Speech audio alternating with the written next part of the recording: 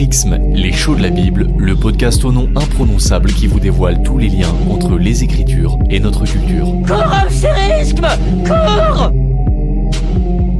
Salut à toutes et à tous, aujourd'hui on va parler pain, poisson, foule affamée, banquet, mais surtout miracle. C'est le mimi, c'est le rara, c'est le miracle, il faut le dire. On va s'attarder sur l'un des miracles les plus célèbres de Jésus, la multiplication des pains. Alors armez-vous de fourchettes, couteaux, cuillères et porcelaine de Limoges, à table. Les garçons et Guillaume à table. Les garçons et Guillaume à table. Mais avant ça, n'oubliez pas de vous abonner au podcast, nous laisser une note 5 étoiles, un petit commentaire et si vous êtes fidèle du podcast, pensez à nous faire un don sur notre site prixme.org car Prixme est un média associatif qui ne vit que de dons. Merci beaucoup et c'est parti.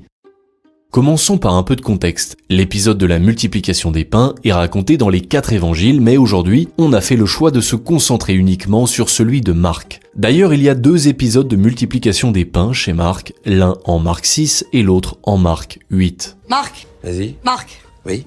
Marc. Oui. C'est Marc. Oui. Alors précisons, on va s'intéresser uniquement à la première multiplication au chapitre 6 de Marc, où il est question de faire bombance avec 5 pains et 2 poissons, mais prenons les choses par étapes. En Marc 6, ça démarre avec Jésus qui, par la sagesse de ses paroles et ses miracles spectaculaires, choque les habitants de Nazareth, sa terre d'origine, ce qui lui vaudra de prononcer cette célèbre formule au verset 4. Un prophète n'est méprisé que dans son pays, sa parenté et sa maison. Qu'on connaît aussi sous la forme « Nul n'est prophète en son pays » qu'on trouve dans d'autres évangiles. Pas évident ce début de la vie publique du Christ. Le texte de Marc nous informe d'ailleurs que Jésus s'étonne de leur manque de foi en parlant des Galiléens.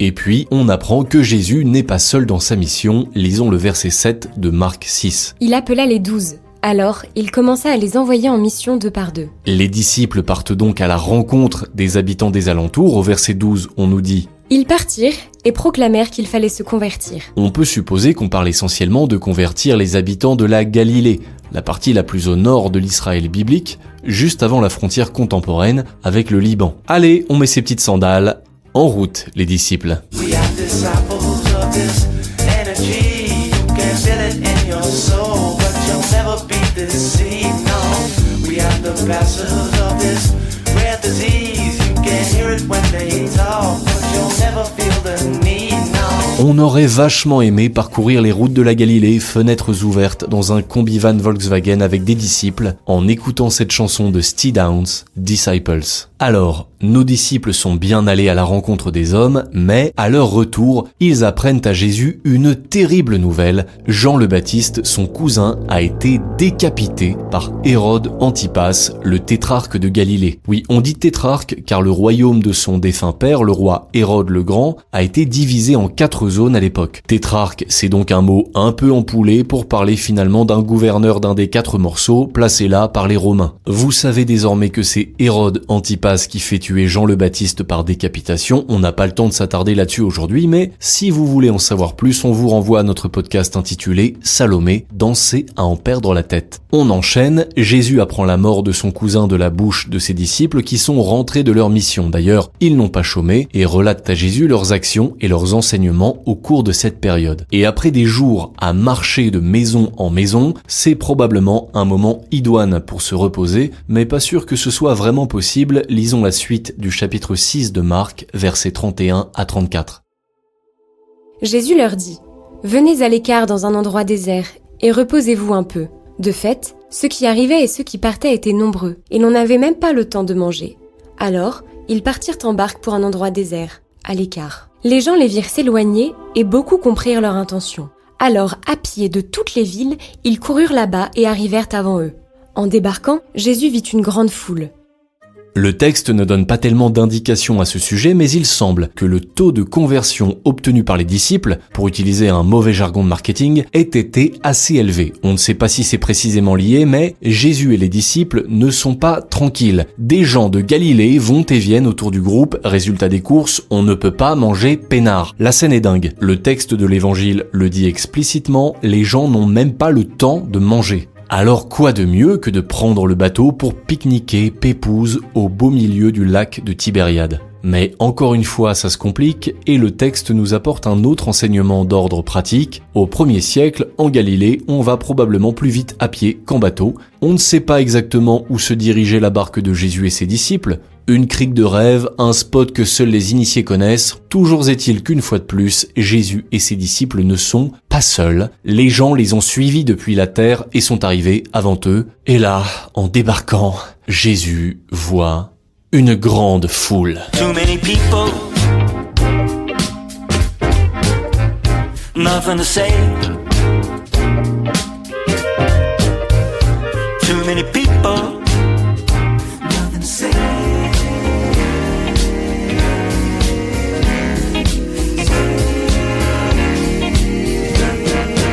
Comme le chante le jazzman américain Ben Sidran, il y a trop de monde autour du Christ et des disciples. Too many people. Il faut quand même prendre quelques secondes pour se placer dans les sandales de Jésus qui, tout Dieu qu'il est aussi un homme. Un homme qui retrouve ses disciples après plusieurs jours de séparation et qui vient d'apprendre la mort tragique de son cousin, Jean le Baptiste. Qui plus est, il n'a quasiment pas une minute à lui car ses disciples et lui sont sollicités de tous côtés par une foule qui les suit à la trace. Voyons la réaction du Christ au verset 34.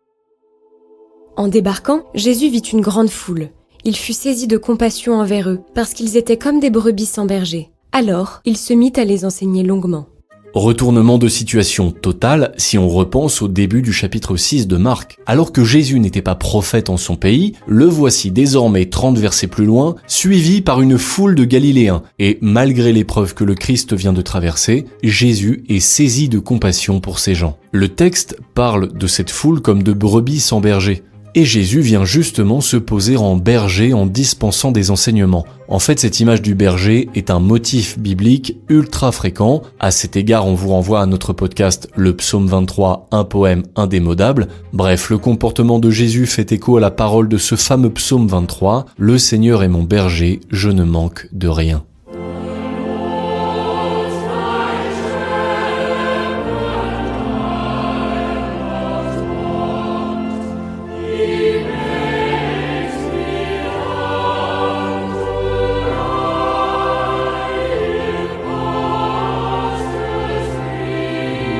Grand tube de cathédrale, le psaume 23 est ici chanté en anglais par la chorale de l'abbaye de Westminster, The Lord is my shepherd, le Seigneur est mon berger, qui a notamment été choisi pour les funérailles de la reine Élisabeth II.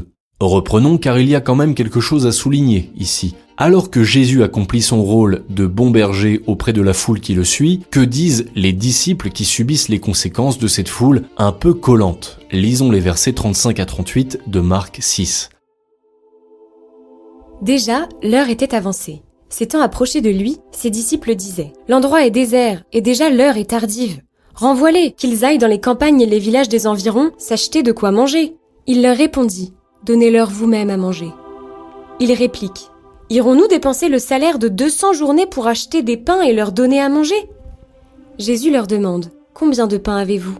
Allez voir. » S'étant informés, ils lui disent « 5 et 2 poissons. » Partis en barque pour se reposer et manger, Jésus et les disciples n'ont pas de quoi nourrir toute cette foule. Et la situation est encore plus pressante puisque l'endroit est désert et l'heure est tardive. Aucune échoppe à l'horizon. Que faire ? Pour les disciples, il y a une solution simple, renvoyer la foule et maintenir le repas en petit comité.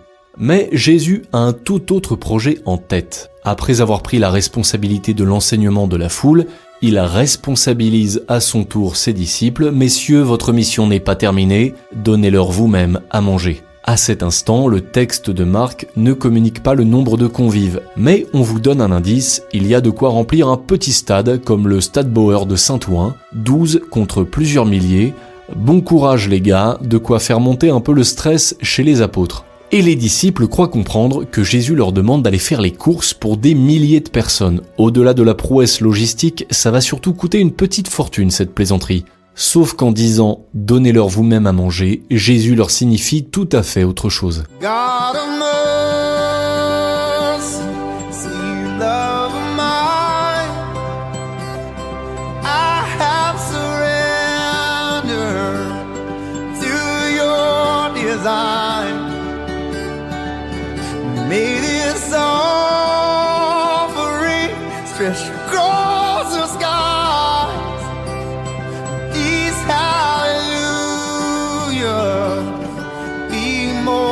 to fly.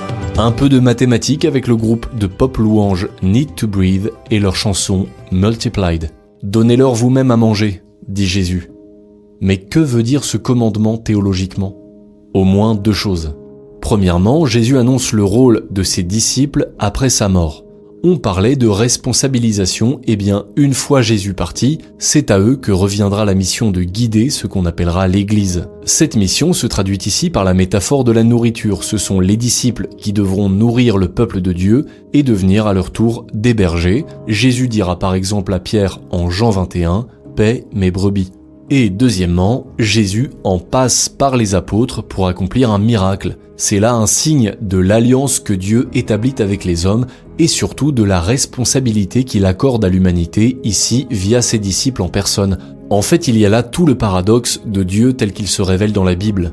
Dieu est tout-puissant, donc Dieu peut tout faire tout seul, mais il veut faire participer l'humanité, donc il offre librement participation et responsabilité ici à ses disciples. Bon, n'empêche, en pratique, pour cette agape, il y a des milliers de bouches à nourrir et Jésus et ses disciples ne disposent que de 5 pains et 2 poissons, c'est ce qui s'appelle faire maigre. Voyons comment Jésus aborde le problème, toujours au chapitre 6 de l'évangile de Marc, versets 39 et 40. Jésus leur ordonna de les faire tous asseoir par groupe sur l'herbe verte. Ils se disposèrent par carrés de 100 et de 50. C'est méthodique, c'est très organisé et en fait, Jésus fait asseoir la foule comme à un banquet. Il donne ainsi une dimension festive à ce repas improvisé. En effet, si on regarde le texte dans sa version originale, en grec donc, le verbe anaklinai, qui signifie s'allonger, désigne typiquement la position des convives lors d'un banquet comme les Romains en train de manger leur grappe de raisin. D'ailleurs, le mot grec symposion, désignant banquet, est employé pour désigner les groupes de convives. Et là, contre-pied total, alors qu'on se préparait quasiment à jeûner, le texte nous offre une description de repas de fête, un grand banquet, offert par Jésus. Où sont les poulards? J'ai faim. Où sont les rôles, les rôtis, les saucisses? Où sont les fèvres, les pâtés de cerf? Qu'on ripaille à plat ventre. En fait, à travers cette scène de banquet improvisé, on comprend que le chapitre 6 de l'évangile de Marc est construit en diptyque génial. On s'explique. Le banquet de Jésus avec la multiplication des pains vient répondre au banquet d'Hérode Antipas, aboutissant à la mort de Jean le Baptiste. Vous voyez que ça valait le coup de faire le détour tout à l'heure. Orchestrée par l'évangéliste Marc, cette géniale construction littéraire suggère ainsi l'opposition entre 2 types de royauté. D'une part, la royauté mortifère d'Hérode Antipas qui fait tuer Jean le Baptiste à l'issue d'un immense banquet dans son palais, et d'autre part la royauté vivifiante de Jésus qui nourrit la foule affamée qui l'a suivi au désert et écouté toute la sainte journée.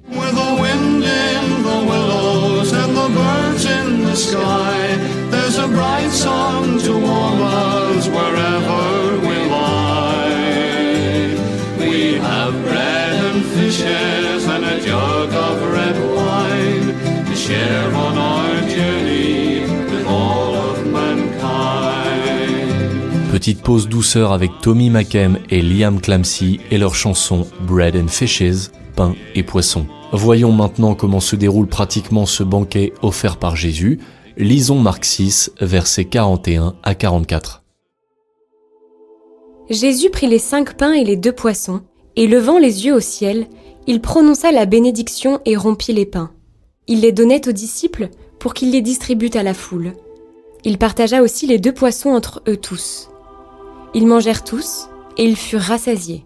Et l'on ramassa les morceaux de pain qui restaient, de quoi remplir 12 paniers, ainsi que les restes des poissons. Ceux qui avaient mangé les pains étaient au nombre de 5000 hommes. Et c'est le miracle de 5 pains et 2 poissons. Jésus arrive à faire en sorte que les 5000 personnes présentes soient rassasiées. Il y a même des restes qui sont d'ailleurs soigneusement récupérés, pas de gâchis. On a finalement assez peu de détails sur ce miracle, mais on peut remarquer le rôle essentiel que Jésus accorde à ses disciples. Ce sont eux qui distribuent les pains et les poissons à la foule, et non Jésus. Et à la fin, il reste 12 corbeilles comme le nombre d'apôtres, comme si chacun était responsable d'une corbeille, donc d'une partie de la foule. Alors à défaut de savoir comment a eu lieu ce miracle, on peut s'attarder sur une lecture allégorique de l'épisode. Tout de même, des esprits très cartésiens et rationalistes ont essayé de comprendre ce miracle de multiplication des pains. Et dans cette optique, on pourrait penser que ce festin n'est pas tant l'histoire d'une multiplication que celle d'un partage. Et là, plusieurs questions.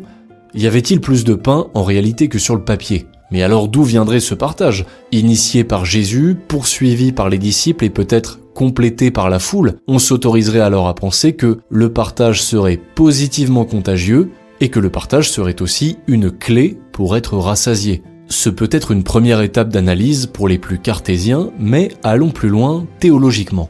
Tentons déjà de répondre à une célèbre énigme du père Fouras dans Fort Boyard. Plus il est chaud, plus il est frais. Qui est-il ? Le pain, pardi, le pain. Eh oui, le pain, car outre le poisson, ce qui est multiplié dans ce miracle, c'est le pain. Or, le pain dans les Écritures, c'est tout sauf anodin. On vous donne simplement 3 exemples. Premièrement, Jésus naît à Bethléem, ville qui signifie maison du pain en hébreu. Pas comme la boule de seigle ou la baguette sésame, mais au sens général de nourriture, de pain quotidien.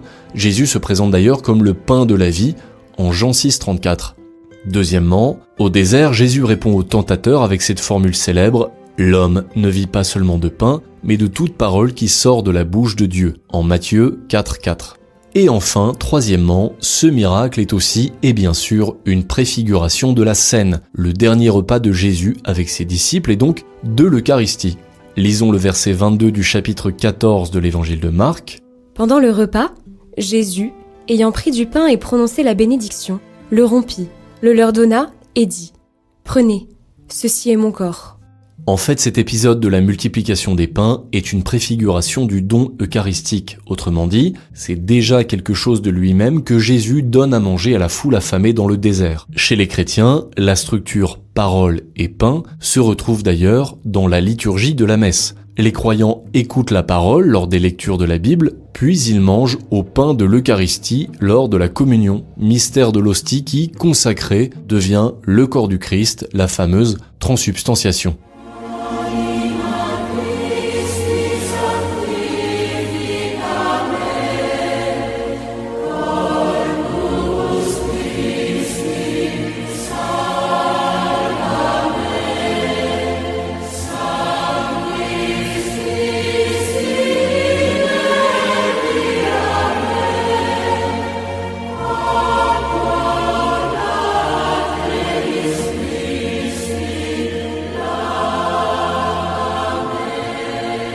Superbe mélodie de l'Anima Christi de Marco Frissina, chantée pour la communion chez les catholiques. Terminons enfin ce podcast en faisant un lien énorme avec l'Ancien Testament car la multiplication des pains fait directement écho à l'épisode des Hébreux et de la manne. On s'explique. Par ce miracle, le Christ se présente comme un nouveau Moïse pour établir et éduquer un peuple. Moïse a mené le peuple hors d'Égypte, puis lui a donné la parole de la loi du Décalogue en Exode 20 et le pain de la manne en Exode 16. De même, Jésus éduque le peuple et lui donne la parole en enseignant la foule, puis le pain multiplié. Pour les chrétiens du 1er siècle, dont l'évangéliste Marc fait partie, la venue du Christ s'inscrit dans l'enracinement juif. Les récits de l'Ancien Testament relatant la vie de Moïse sont donc autant d'annonces de l'accomplissement réalisé par le Messie attendu en la personne de Jésus. L'alliance de Dieu avec le peuple d'Israël n'est pas rompue avec la venue du Christ, elle est au contraire accomplie et assumée, d'où ce jeu de parallèles par lequel l'évangéliste Marc annonce le Christ comme le Sauveur en reprenant des références qui résonnent tout spécialement dans l'oreille de son auditoire juif de l'époque. Allez, on vous libère, c'est l'heure de pétrir votre pâte et réviser vos tables de multiplication. D'ici là, n'oubliez pas de vous abonner au podcast, de partager cet épisode à toutes les personnes qui aiment le pain, le poisson et les multiplications autour de vous. Et pensez à nous faire un don sur notre site prixme.org. On ne vit que de dons chez Prixme et on se quitte avec Cocoon, groupe français mais qui chante en anglais et son titre, Miracle. À très très vite. Sleeping soundly in the bed, and me driving us home. That's when I truly knew we really had a home now. Everything's making sense. And I was blind, but now I see.